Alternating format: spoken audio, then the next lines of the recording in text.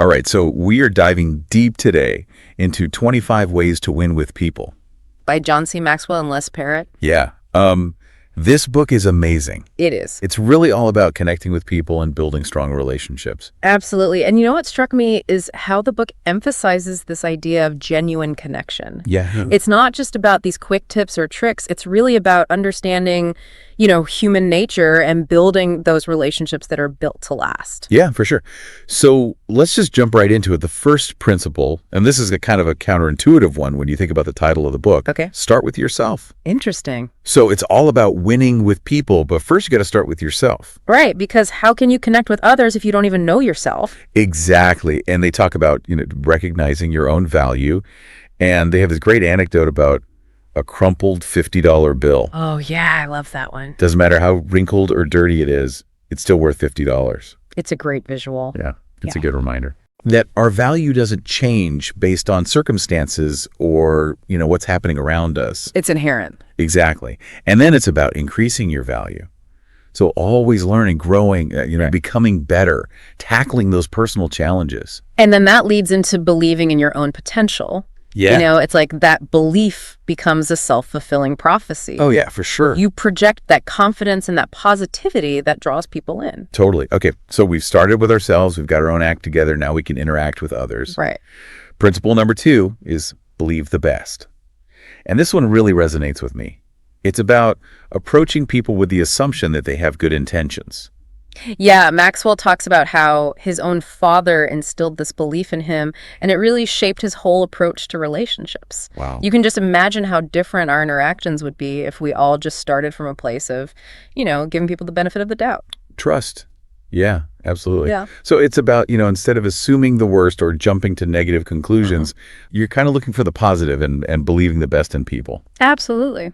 Which actually transitions really well into principle number 3, which is validate people. Ooh, that's a good one. Making people feel seen and appreciated. Exactly. And it can be something as simple as, making eye contact, offering a genuine smile. Yeah. Or even just like genuinely engaging in a conversation. Yeah, you're present. Right, exactly. And it's these small actions that can make someone feel valued. So important. It is, nobody wants to feel ignored, right? Or Right. invisible. So. Right. Okay, moving on. Value the differences. So this one seems pretty straightforward. Yeah. Recognizing that everybody is unique and that those differences are actually what makes teams and relationships stronger. Absolutely. It's about appreciating those different perspectives and, using them to your advantage instead of seeing them as obstacles. Yeah, using them as strengths, not weaknesses. Totally. Now, show initiative is where things get really interesting. You're not just waiting around for things to happen. You are the person making them happen. Yeah. Yes. Be proactive. Exactly. Yeah. So taking that first step to, build a relationship, offer assistance. Right. And, be proactive. Exactly. And there's this great anecdote about Maxwell as a ship captain. Oh, yeah. Tell me about this one. And he made it a point to listen to his crew's insights because they had this firsthand experience that he didn't have. Right. They're on the ground. Right, exactly. And it gave him a totally different perspective. Absolutely. So, even if you're in a leadership position, showing initiative can mean, reaching out and getting these different viewpoints. Absolutely. Seeking out that information. Exactly. Okay, so that takes us to give others a reputation to uphold. Ooh, I like this one. So this is about believing in someone's potential Yeah. and then encouraging them to actually live up to that expectation. Right. So you're giving them a standard to strive for. Exactly. And what comes to mind is like Winston Churchill during World War II. Oh, perfect example. His speeches were so powerful. Yes, they were. He was giving the British people a reputation to uphold like courage and resilience. And they totally rose to the occasion. They did. And it's like this self-fulfilling prophecy. If you treat people as if they're capable of great things, they're more likely to believe it themselves and actually achieve those things. Totally. And there's also this really interesting anecdote in the book about Don Quixote, Okay. where he encounters a prostitute, and instead of judging her, for her profession, he actually gives her this new name, Dulcinea, and he treats her with respect, and it completely transforms her life. Wow, that's amazing. That's a really powerful story. It is. It really shows how much our words and our actions can impact other people. Absolutely. Okay, moving on to encourage dreams. Okay. So this seems like a natural progression from that last principle. It does. You're not just believing in someone's potential, but you're actively supporting their aspirations. Yes, and it's more than just, recognizing their dreams. It's about actually providing encouragement, guidance, even resources to help them achieve those goals. And mentors. Exactly. And there's this really heartwarming story about Maxwell's relationship with a pastor named Tim Elmore. Oh, okay. And Elmore would come to Maxwell for advice on different career moves, even if it meant leaving Maxwell's team. Wow. And Maxwell would always encourage him to follow his heart. That's true mentorship right there. It is. Yeah. Even though it meant losing a valuable team member, he wanted him to reach his full potential. Yeah, he put that person's needs above his own. Absolutely. Pass on credit. Okay. So this one seems pretty straightforward. He does, yeah. Give credit where credit is due. Absolutely. Recognizing that success is rarely a solo act. Right. It's about acknowledging the contributions of everyone involved. And I love the anecdote about the banquet celebrating the success of Maxwell's book, The 21 Irrefutable Laws of Leadership. Oh, yeah. What happened? He used his speech to thank everyone who had a hand in the book's journey. Wow. From the initial idea to the, publisher, even his parents. That's amazing. It just shows that, acknowledging others makes them feel valued, and it strengthens relationships. Absolutely a great reminder. Okay, on to principle number 9. Right? Share your strengths. I like that one. It's about leveraging your abilities to empower other people. Yeah, you're not hoarding your strengths. You're using them to help others succeed. Exactly. You're turning individual strength into a collective asset. I love that. Okay, and then stay ahead of the curve. Okay. So we're living in a world that's constantly changing, right? Right. This principle is all about continuous learning and adaptation. Absolutely. The book talks about how Maxwell actually decided to relocate his entire company. Wow. To stay ahead of industry trends. That's commitment. Yeah, he was willing to make these big changes. Wow. To remain relevant. That takes foresight. It does. Okay, next one. Develop the right kind of pride. Interesting. This one seems a little tricky. Yeah, what is the right kind of pride? Exactly. So the book says it's about taking pride in the accomplishments of others. So celebrating the successes of your team or those you're supporting. Okay. It's shifting from my win to our win. I like that it's a more inclusive way to approach success. Exactly. Okay, and now for a potentially controversial one. Share a secret. Interesting. It might sound counterintuitive, but sharing something confidential can actually build trust and intimacy. It's about strategic vulnerability. Exactly. And the book tells this really interesting story about Charlie Wetzel, Okay. who was Maxwell's writer, and Maxwell shared a secret with him. Wow. And it had this huge impact on their relationship. Really? Wetzel felt truly valued and like he was an important part of the team. Wow. So it's not about spilling all your secrets to everyone. Right. It's about choosing wisely what to share and with whom. Absolutely. And it's about building that trust. Totally. Okay, let's move on to give others the benefit of the doubt. Okay. This one's about approaching situations with a positive and trusting attitude. Yeah, choosing to believe the best in people. And Maxwell talks about how this practice has actually helped him build strong and lasting relationships. It must take some effort, though, especially when you've been hurt or betrayed in the past. It does. But, imagine the peace of mind that comes from not constantly assuming the worst in others. That's true. It's like you're creating this more peaceful and trusting environment for yourself and the people around you. Absolutely. Okay. Take a second look. What is that all about? That one's about pausing before you make a judgment. Okay. Taking that time to really understand a situation or a person fully before forming an opinion. So often we jump to conclusions, right? Right, absolutely. All the time. Based on limited information. Yeah. So it's about slowing down, getting more information before you make a call. Be more deliberate. Exactly. Okay. And then listen with your heart. Ooh, I love that one. This is more than just hearing words, right? Right. It's about paying attention to the emotions and the underlying message. You're really present in that moment. You are, exactly. And the book actually shares an anecdote about Maxwell learning to be a better listener to his wife, Margaret. Okay. And he realized he was so focused on problem solving that he wasn't actually understanding her feelings. Oh, that's so relatable. Yeah, sometimes people just need to be heard, not fixed. Absolutely. Okay, what's next on our list? Find the key to their hearts. Okay. This one's about really understanding what motivates and drives each individual. Yeah, like figuring out what makes them tick. Exactly. And the book suggests asking questions about their strengths, about their temperament, which can help you uncover their values. And this is how we go beyond those surface level conversations. Right. And really get to the heart of what matters to them. Absolutely. Okay, we're making good progress here. We are. What's next? Number 17, be the first to help. Okay. So this is about being proactive, offering assistance to those in need without waiting to be asked. Yes, and the book highlights Tom Hanks Ooh. supporting Michael Clark Duncan on the set of The Green Mile. He would deliver these award-worthy performances even when he was off camera, What? just to help Duncan be his best. Oh my goodness. He went above and beyond Wow. without expecting anything in return. That's true. Generosity. Okay, let's keep going. Add value to people. Okay. This one's about making a positive impact on someone's life, Yeah. contributing to their growth and well-being. And it goes beyond, just a one-time act of kindness. Right. It's about investing in them and their journey. It's a process. Exactly. And there's a story about Maxwell's, long-standing support and mentorship of Dan Reiland. Okay. And Reiland actually became a successful executive pastor Wow. because of Maxwell's guidance. That's amazing. So they both benefited and grew together. Exactly. It was a true win-win relationship. I love that. Okay, what's next? Okay, remember a person's story. Okay. This one is about, being present and attentive enough to actually remember those personal details Right. that someone has shared with you. It shows you were listening. Yes, exactly. And that their story mattered to you. Right. And the book actually mentions Maxwell taking notes Oh, wow. about people's stories during a book tour. That's impressive. I know, it's so cool. It is. It's such a simple but effective way Yeah. to build those connections. It shows you care. Okay, tell a good story. The power of storytelling. This is about using narratives to engage with people on an emotional level. And stories make information so much more memorable. They do. And it creates a shared experience. Yes.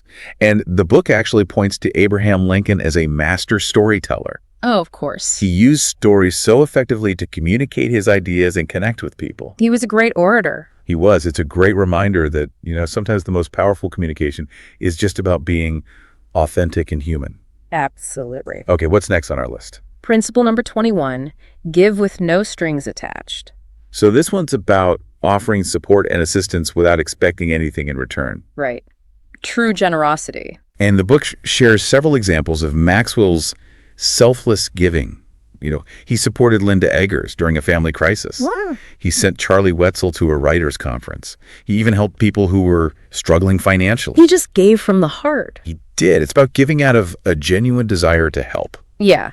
Not because you're trying to get something back. Exactly. Yeah. Okay, learn your mailman's name. I love this one. It's so simple, but it speaks volumes. It does. It's about recognizing the value in every individual. Yes. And treating everyone with respect, no matter their job or their status. Absolutely. And Maxwell really emphasizes the power of remembering and using people's names. Yeah. It's a simple act, but it can make someone feel so seen and appreciated. It can. It's about creating that culture of respect and appreciation in every interaction. Absolutely. Okay, we're in the home stretch here. All right. What's next? Okay. Principle number 23.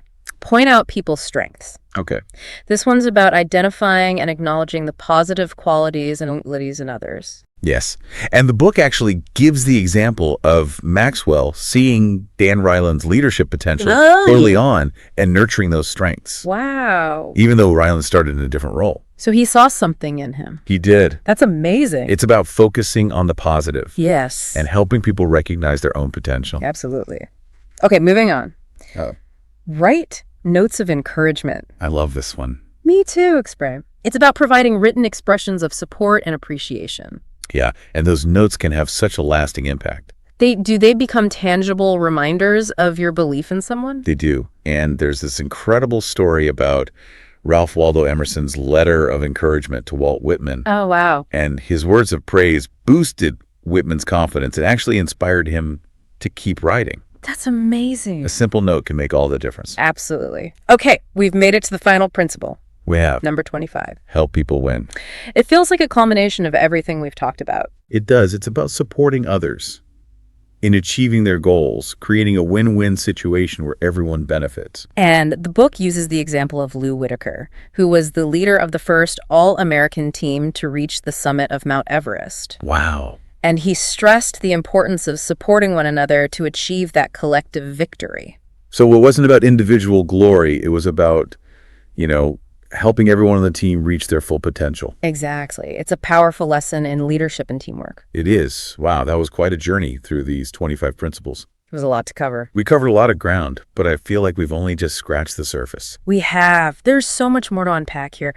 I'm really curious to hear what stood out to you the most from these first 25 principles. Yeah, me too. And we'll be back in part 2 to dive deeper into some of these principles and explore some more of these insightful anecdotes. It sounds good. So until then, start thinking about how you can apply these principles in your own life. Absolutely. And we'll see you back here for part 2. Looking forward to it. Welcome back to our deep dive. I'm still thinking about that incredible story of Lou Whitaker and that first American team to the top of Mount Everest. I know. Talk about helping people win. Yeah, and this book is full of these amazing anecdotes that really bring those principles to life. Absolutely. And it makes it so much more relatable, right? Yeah. It's not just theory. It's like you see how this stuff plays out. You see it in action. Exactly, in real life. Okay, so out of the first 12 that we discussed, which anecdote really stood out to you? I think the one about Maxwell's father instilling in him that belief that people have good intentions. Oh, yeah. That one's really powerful because it shows how, those early influences can shape your whole approach to relationships. You know what I mean? I do. And it makes you think about the ripple effect. It does. Right? Like if more people were raised with that kind of mindset, imagine how much more trusting and positive our society could be. It's true. It's like a chain reaction of positivity. And that reminds me of another anecdote that I really liked. Okay. It was the one about Maxwell, taking the time to listen to the insights from his ship's crew. Oh, yeah. Even though he was the captain. To recognize the value of their experience. Exactly. And it really challenges that traditional top-down leadership approach. For sure. Right. Okay, so how about from the next set of principles, 13 through 25? Okay. Were there any anecdotes that you were just like, oh my gosh? The one about Tom Hanks supporting Michael Clark Duncan on the set of The Green Mile? That one is so heartwarming. It is. It really is. Right. And it shows that, helping someone win, it doesn't have to be this big, grand gesture. It doesn't. Right? Sometimes it's those small acts of kindness, those behind-the-scenes efforts. They make a huge difference. Right. And what's really remarkable is that Hanks didn't have to do any of that. Right. He was already a huge star. Yeah. But he chose to go above and beyond for his co-star. He did. And it just says so much about his character. It does. And the power of generosity. Totally. How about you? Any anecdotes from this section that you keep replaying in your mind? Yeah, actually, there is one. What? The one about Maxwell attending that all-day session with George Barna, the sociologist. Oh, yeah. And choosing not to ask any of his own questions. That one stood out to me as well. Really? Yeah. Tell me why it resonated with you. Well, he had invested so much to get Barna's time, but he didn't want to, interrupt the flow of the conversation or take away from the experience for his team. Oh, wow. It's such a selfless act. It really is. You know what I mean? Yeah. The putting other people's needs before your own. Exactly. Even when it might be tempting to do otherwise. Yeah, for sure. Yeah. Okay, so I want to circle back to that last principle we talked about. Right. Help people win. Okay. It seems so simple. Yeah. But how do we actually put it into practice?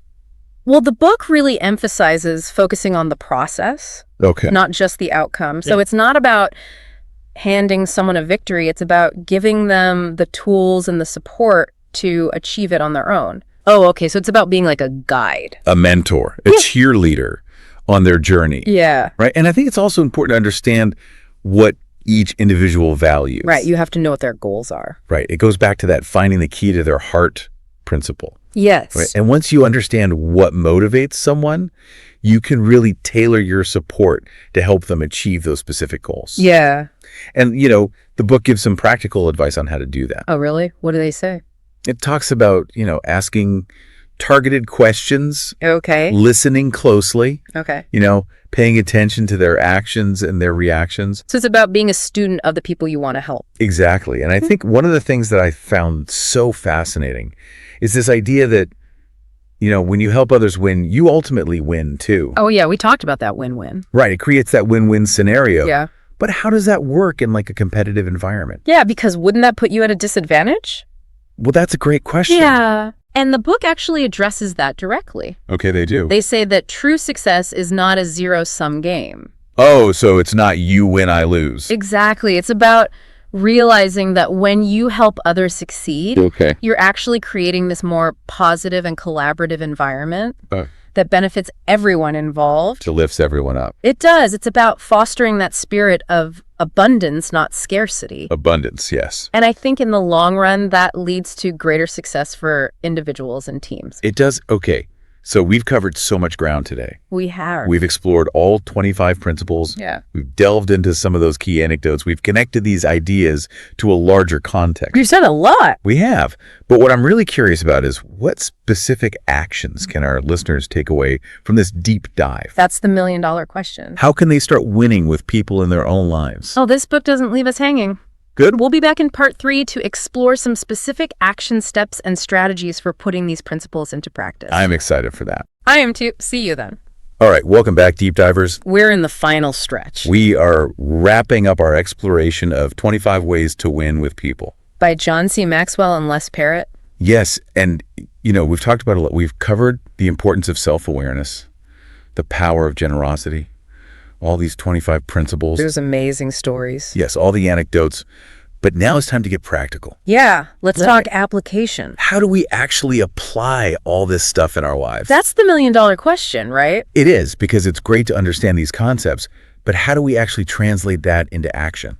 Well, the cool thing about this book is that it's not just theoretical. Okay. It actually gives us concrete strategies and tools to build those relationships. Also, it's like a toolbox. It is. For connecting with people. Exactly. And we've got a whole bunch of tools at our disposal. We do. Like, remember, validate people. Oh, yeah. The authors actually suggest simple actions like making eye contact, offering a genuine smile, engaging in conversations that show you're truly interested. So it's really about being present and attentive. It is. And these are all things that we can do regardless of our personality type or our position. Right. It's making that conscious effort to acknowledge those around us. Absolutely. And it creates that ripple effect, right? This does. When people feel seen, Yes. they're more likely to be positive and engaged. Exactly. Okay, what about give others a reputation to uphold? Ooh, that's a good idea. How do we actually put that one into practice? Well, it starts with recognizing someone's strengths and then communicating your confidence in their ability to actually succeed. So you're setting the bar high, You are. but you're also giving them the support to reach it. Exactly. And it's not about empty flattery or anything. It's about truly believing in their potential and then empowering them to live up to that expectation. Right, and how do we do that? Well, one way is to give them opportunities to shine. Delegate tasks that play to their strengths, give them platforms to showcase their talents, and then acknowledge their achievements publicly. So you're creating an environment Yo. where people feel empowered to grow. Yes. Okay, listen with your heart. This one is so crucial, It is. but it's also hard to master. It can be. What are your tips for becoming a better listener? Well, the book stresses the importance of being fully present in the moment. So put away your phone, silence those mental to-do lists, and really focus on what the other person is saying. It's giving them your undivided attention. It is. And it's not just about hearing the words. No. You really have to pay attention to their tone of voice, their body language, the emotions that they're conveying. So read between the lines Exactly. and understand that unspoken message. Yes. And the authors also suggest asking clarifying questions. Okay. Just to make sure you're on the same page. Right, yeah. And one of the most powerful things you can do is simply reflect back what you've heard Yeah. to show that you were truly listening. And that makes people feel heard and understood. Absolutely. Which Yeah. is so important for building trust. For sure. Be the first to help. I like this one. A great principle. But how do we do that without being overbearing or intrusive? Well, it's about being observant and aware of the needs of those around you. Quote. Maybe a colleague is struggling with a project or a friend is going through a tough time. Just that simple offer of support. Yeah. Is there anything I can do to help? Can go a long way. It can. And being specific. Yes. Instead of just like a vague, let me know if you need anything. Right. Offering concrete things that you can actually do. That takes the pressure off of them to ask. Yes. And it makes it so much easier to accept your help. Okay, learn your mailman's name. Oh, this one's so simple. But it's so profound. It is. It's recognizing that inherent value in every individual Yes. and treating everyone with respect, Absolutely. no matter their job or status. Exactly.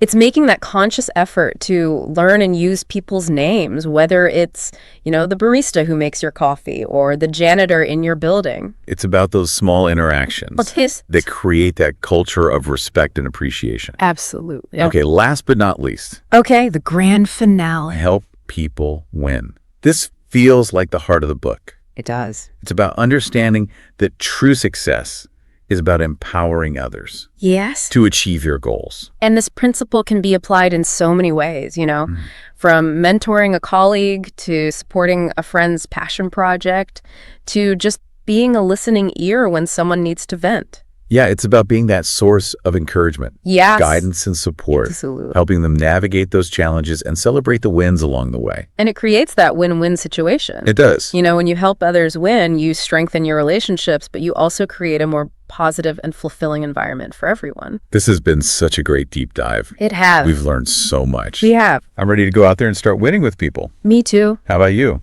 Absolutely. And I encourage all of our listeners to do the same. Choose one principle that really resonates with you. Okay. Commit to practicing it this week. See what kind of impact it has on your interactions and your relationships. You might be surprised by that positive ripple effect. You might, and this is just the beginning of the journey. It is. There's always more to learn Absolutely. when it comes to building strong and fulfilling connections. We're excited to keep diving deep with you into all sorts of fascinating topics. Stay curious.